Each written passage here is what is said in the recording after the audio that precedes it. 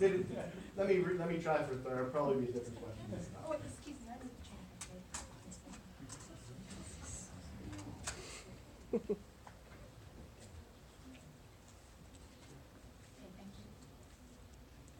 I'm sure I forgot exactly how I said it. Mr. City didn't object. I'm trying to mimic that. But essentially, this is premised on my prior question about the 300 people versus the 3 people in my hypothetical. Do you recall in any of these hearings or any of these discussions, if council ever considered whether they were treating any individuals or discussed treating any individuals differently with oil and gas? I believe the council was informed of what the Environmental Rights Amendment required. Well, and maybe that's a bad question. Did council ever discuss whether protecting a more densely populated area and exposing less densely populated area was any sort of equal protection issue? No, I don't recall.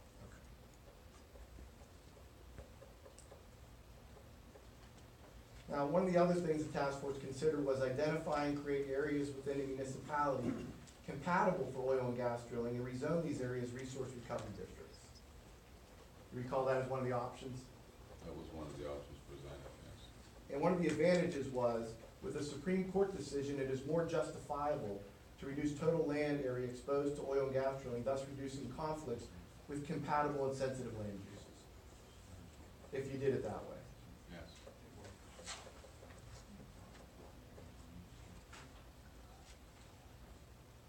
Lastly, on this chart, it says identify and create either additional B-zone properties and or a new industrial zoning district.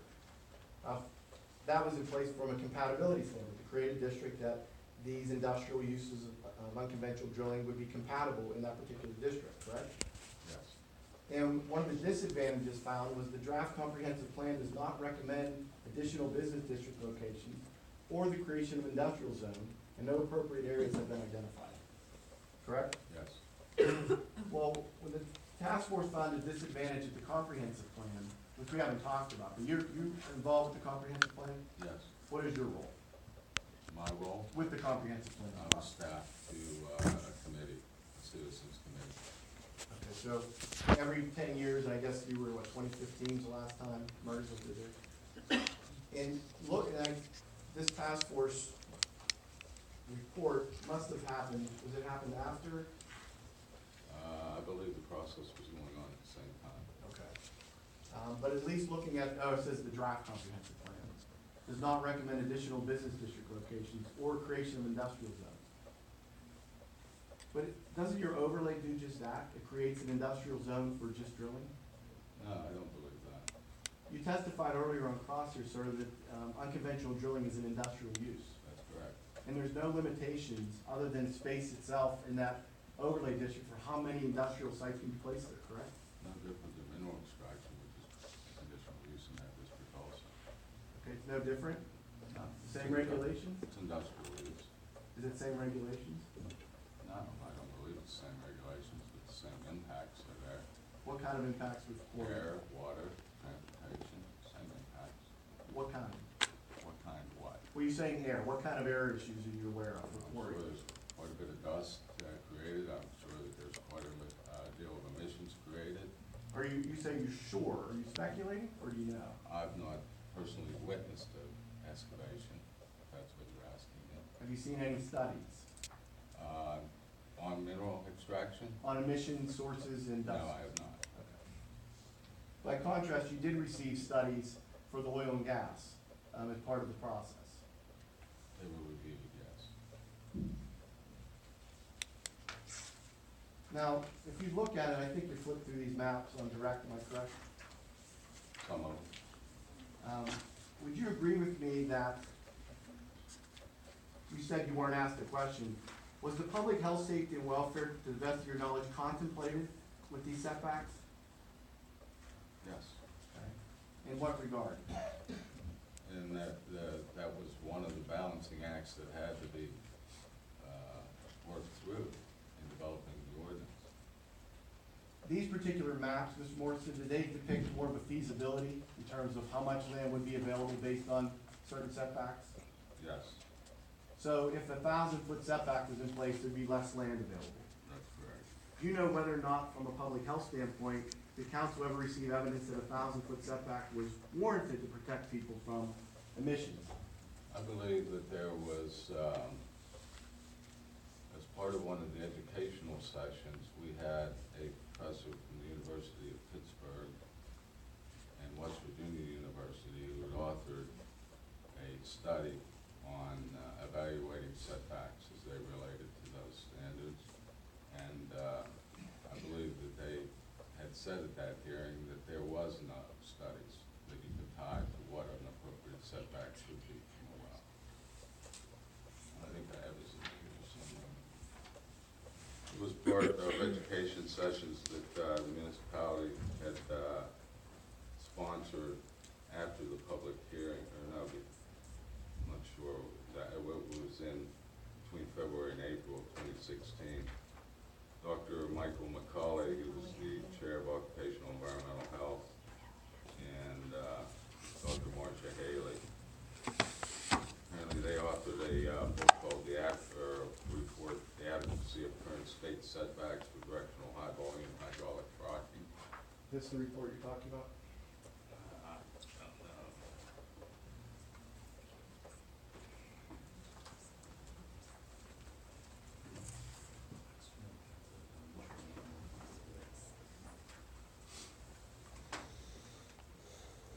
We'll identify this as committee one.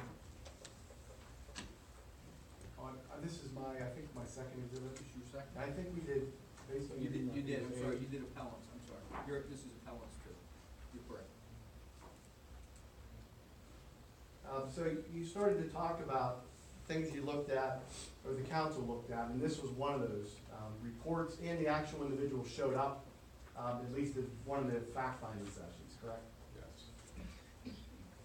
And this is titled The Adequacy of Current State Setbacks for Directional High-Volume Hydraulic Fracturing, Marcellus Barnett, and Niobrara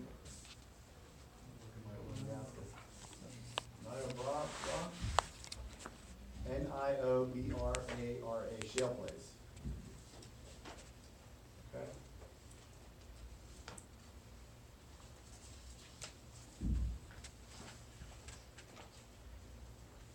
Now, if you look at page 3 of this report,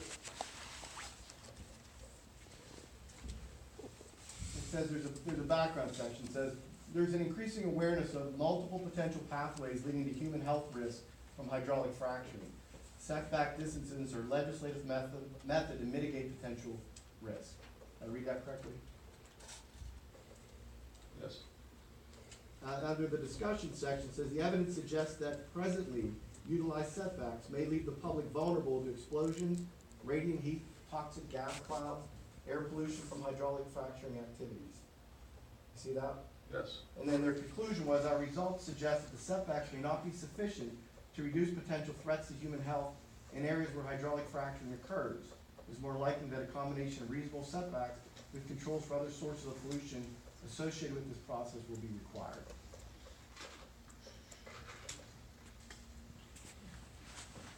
Now, within this report, do you recall these? I never said I read the report.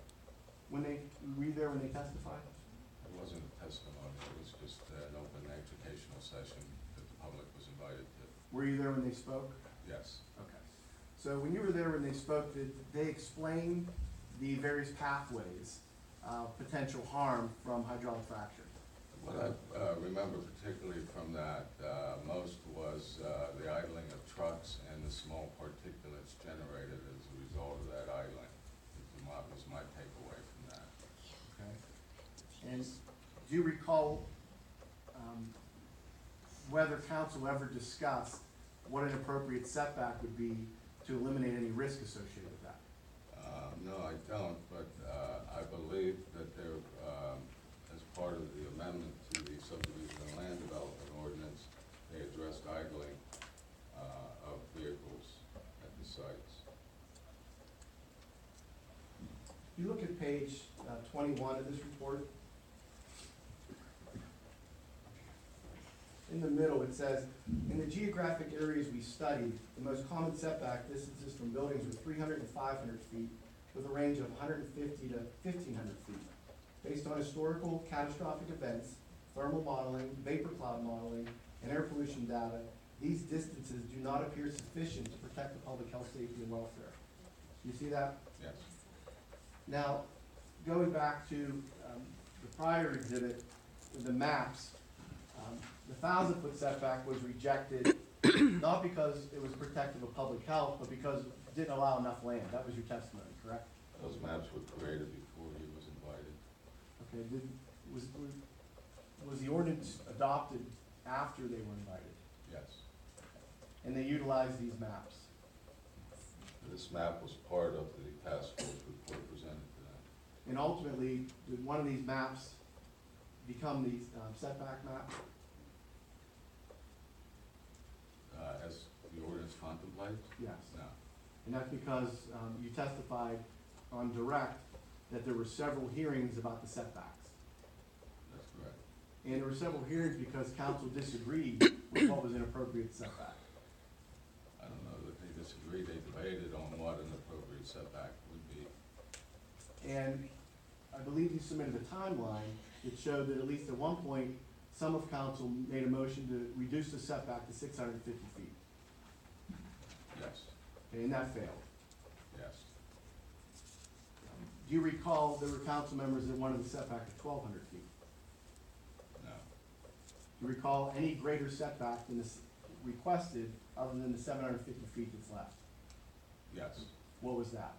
The debate centered around 800 feet, and there may have been some debate on 1,000 feet. Okay. And a lot of that debate had to do with feasibility of drilling. Was there going to be enough land left?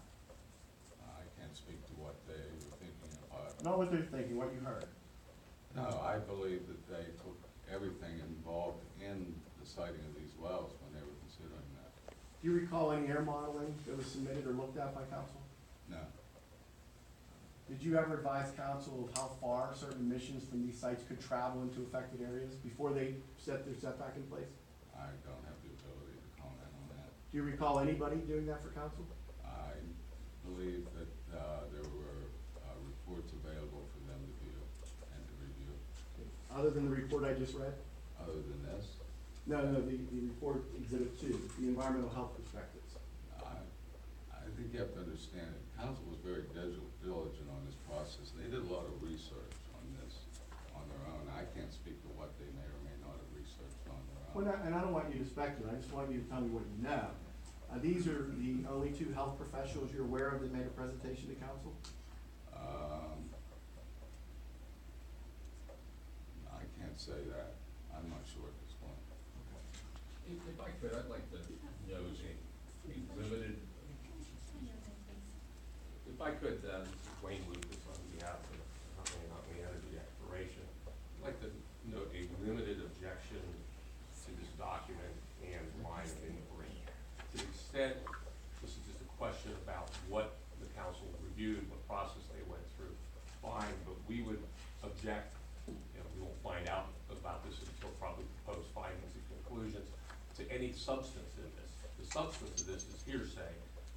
The objectors here chose not to bring in an expert witness, and we just don't want this to be backdoored as a substantive argument with respect to the validity of the ordinance or not.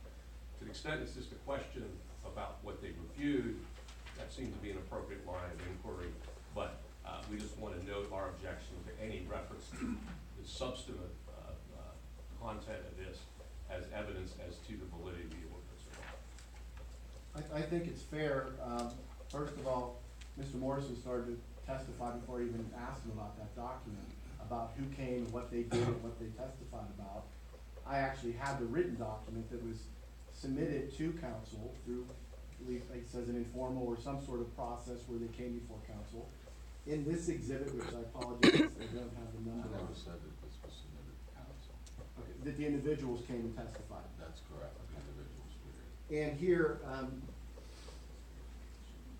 Let me clarify, was that a matter of testimony, or was that a matter of a public meeting?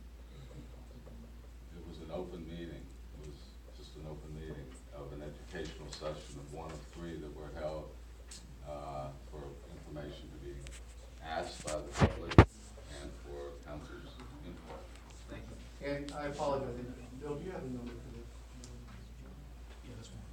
In Exhibit 1, on the second page, in their procedure that they put forth as an exhibit, in Exhibit 1, it says council meeting, January 2016.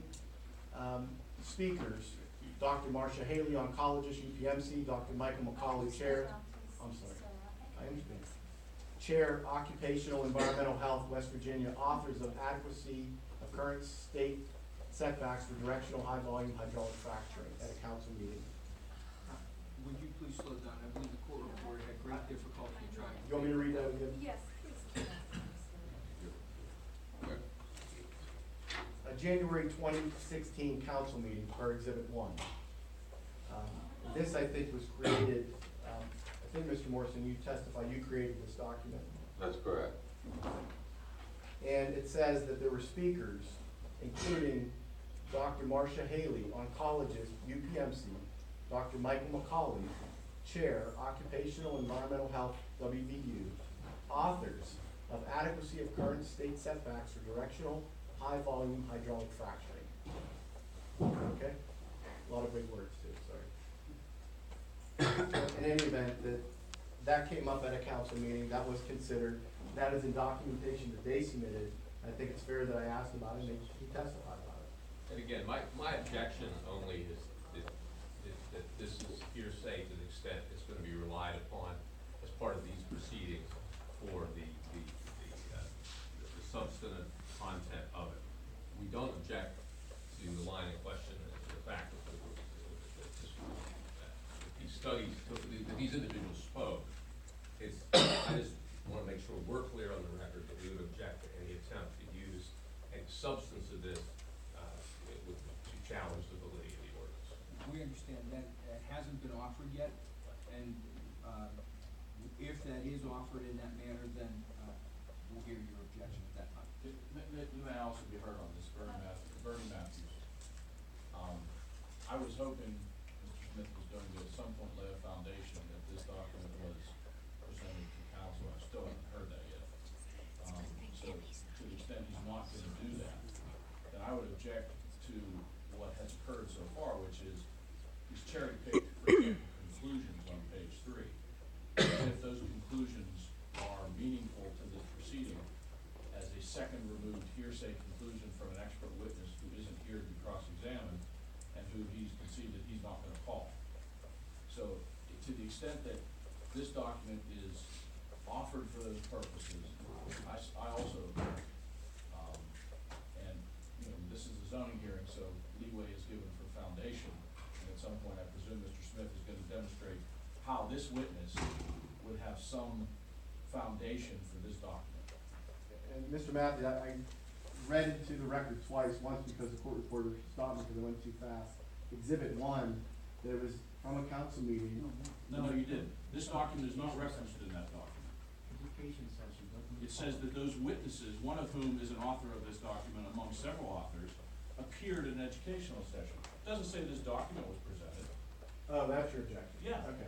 You're using a hearsay document with conclusions in it by experts as a backdoor way to get an expert opinion in the record, and I want to make sure that's not what you're doing. Okay, so you just want to make sure that the council actually received this particular document? No, I don't want to make sure of anything. I From just a want to know, foundational standpoint. I want to make sure that, if I want to make sure of anything, it's that you're not using this document for purposes other than what this witness was called for, which is to explain the process that Murrysville went through to adopt this ordinance. Well, and one of the processes was to call these particular witnesses to testify about their report. And that's great. That's great, but this report, as I understand from the document reading, isn't referenced in that document from Murrysville. Well, it's referenced, it just says they're authors, it doesn't say whether it was introduced. Okay, all right. It just says they're authors of the document as if that was part of their background. Right, and we can look and see if we can create that. So just to reiterate, I think there are two levels of objection here potentially. If a foundation has not been laid, as Attorney Matthews indicated, that this document was ever one that the council considered or saw, that's objection number 1. Objection number 2 is even if it was, we would object to its consideration for the substance that was created for hearsay and other reasons.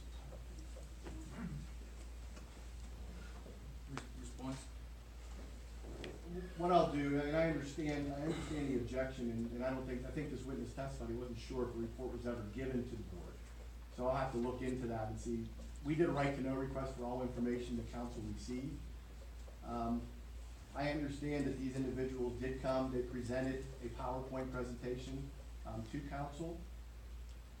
I don't have that, it didn't come back in the right to know.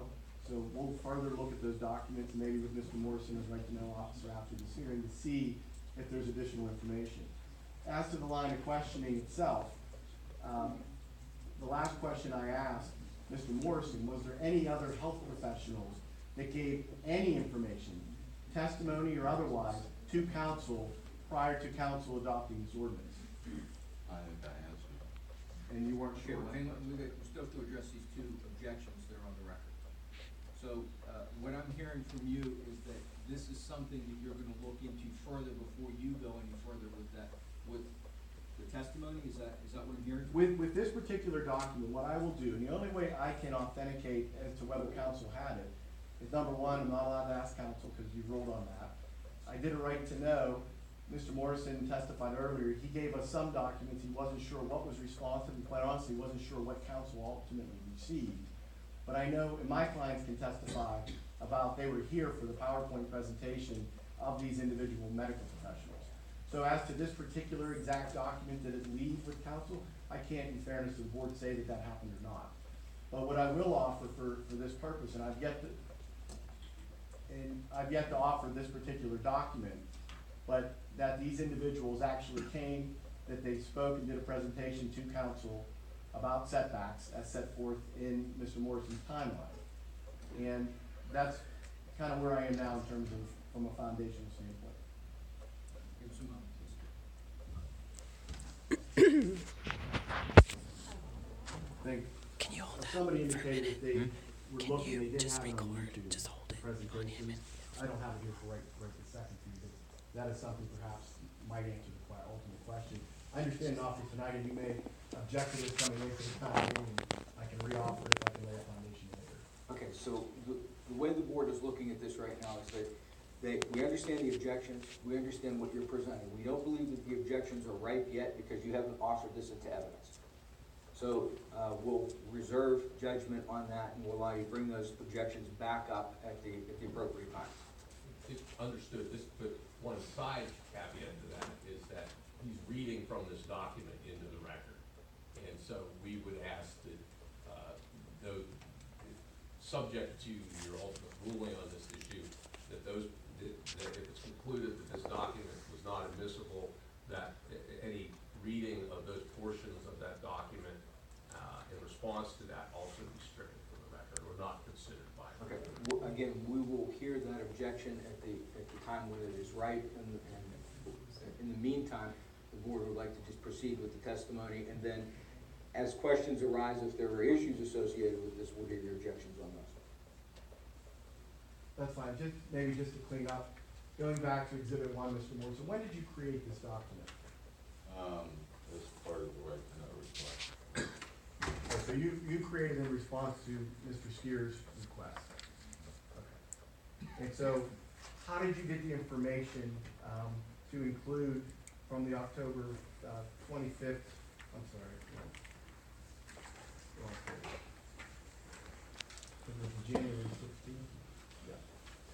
How did you get the information that on January 2016 that those, the two doctors came to council? We had a list of the speakers that were invited. Did you provide that in the right to know response? I believe so. And if we don't have that, can we call you and get that? Sure.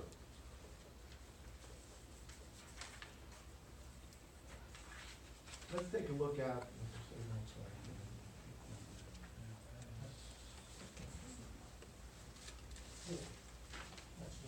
Thank you. Let's take a look at Exhibit 4. Exhibit 4 that's been admitted, I think you moved for these to be admitted. When was this document created? I believe it was created around the time of the public hearing. So back in like 2016? Yeah, yes. And Mr. Morrison, who created this? I did. And where did you get the information from? Minutes, working papers. Okay, so here in the background, you say over the last 6 years, the municipality of Murrysville has been tackling one of the most challenging land use issues it has faced in developing an effective regulatory approach to the location of proposed oil and gas drilling sites while protecting the public health, safety, and welfare of its residents and the integrity of residential areas. And my recollection on one of the public hearing videos that I watched, again, don't correct me if I'm wrong, that you indicated one of the biggest challenges were that 93% of Murrysville was residential. Zoned residential, yes. And that was a challenge to try to put in these industrial uses somewhere in the municipality. Yeah. Now, if you look down to the third bullet point, it says basing decisions on the impacts of peer-reviewed scientific research and sound land use practices under the authority of the MPC. You see that? Yes. Where did you get the information about decisions on the impacts of peer-reviewed scientific research? There was a lot of debate at the time of public hearings, and obviously out into the public, everybody was bringing the reports forward. And we believe as part of the process, to give as much technical information we could to council, or make them available to council, and that it would be peer-reviewed reports, not from the perspective of either the oil and gas industry or the environmentalists. Do you recall what peer review reports you were referring to? And would those peer review reports been provided in the right to know as what council would have considered? Those are probably gone. They're not available in That's this. correct. Now, on page 2 of your timeline, it says establishment of an overlay district that would allow unconventional drilling as a conditional use utilizing geospatial analysis to identify areas of least impact to residences while meeting the requirements of NPC. Yes. Now, it doesn't say impact to residents. You're talking about residences, houses versus people, or am I reading that incorrectly? It was meant as impact on residential community in total, whether it's a home or a resident as an individual. And can you tell me what geospatial analysis is? It was the mapping that was done. The GIS? Yes. So utilizing GIS, based on your direct testimony, was to see the greatest homes you could protect from the proximity of drill sites. Which is like the individuals, yes, homes, people. Okay, so the idea was to move it away from as many people as you could, and place it far away from more densely populated areas. That's correct. And what about the people that lived in the rural residential areas where the well sites could now go? That was part of the balancing act. As we understood it, we had to provide for the use. We wanted to minimize the impact of that use. So minimize the impact to as many citizens as possible. That's correct.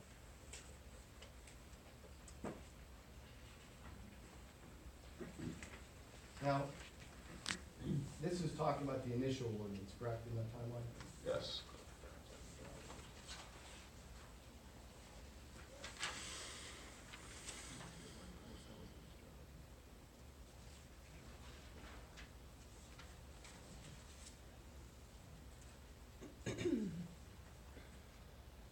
If you look at, and I apologize, there's no page numbers on here, but it looks like the 2014 to 2016 timeline.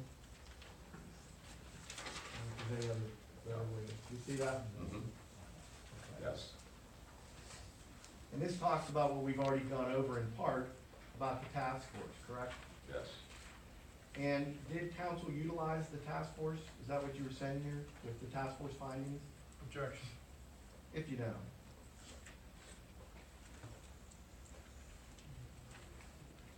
It's the utilization, and he can testify whether they had it available. That's fine.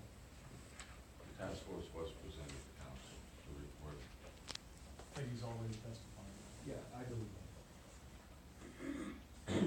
And this talks about your engagement or municipalities' engagement to Val and Cohen. We've already gone over his report.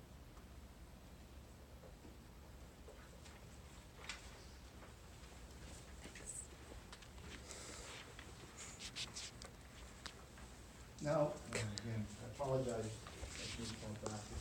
You turn 2 pages, or 2 pages, it starts at the top of remove and replace general, 2 pages the other way.